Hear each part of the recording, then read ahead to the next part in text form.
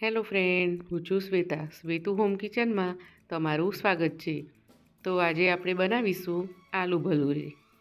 આલુ ભલૂરે બનાવવામાં એકદમ easy recipe છે અને ખાવામાં પણ એકદમ ટેસ્ટી લાગે છે. જો રેસીપી ગમે તો લાઈક કરજો અને ચેનલને સબસ્ક્રાઈબ કરજો. તો ચાલો આપણે બનાવીએ આલુ ભલૂરે. તો સૌ પ્રથમ આપણે ગ્રીન ચટણી બનાવી લઈશું.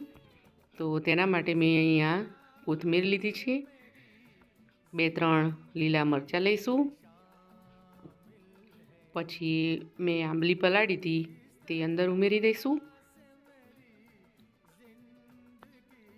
થોડો આમચૂર પાવડર, થોડો ચાટ મસાલો, મીઠું સ્વાદ પ્રમાણે, ધાણા જીરું પાવડર. હવે મિક્સચરમાં ચટણી તૈયાર કરી લઈશું. હવે મીડિયમ સાઇઝના મેં બટાકાને બાફી લીધા હતા. હવે તેના એક સરખા ટુકડા કરી લઈશું.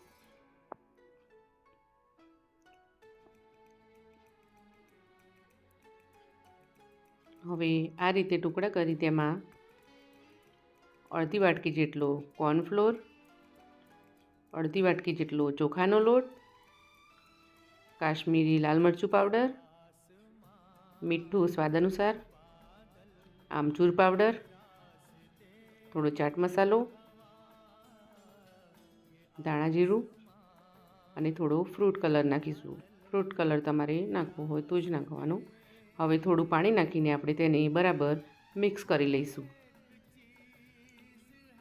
તો આ રીતે મિક્સ કરી લેવાનું. હવે કડાઈમાં તેલ મૂકી તેને તળી લઈશું.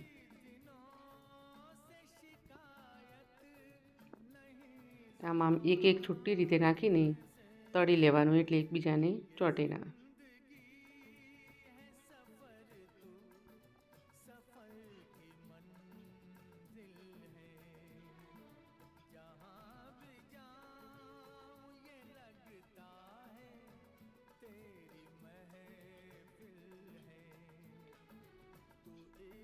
આવી રીતે બધા બટાકાને તળી લેવાના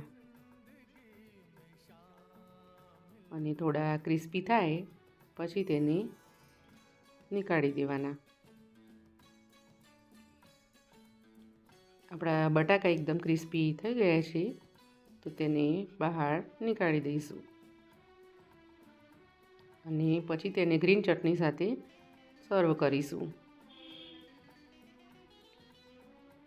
તો તૈયાર છે આપણા આલુ ભલૂરે. તમે ઘરે જરૂરથી ટ્રાય કરજો, બાળકોને પણ જમવાની મજા આવે છે.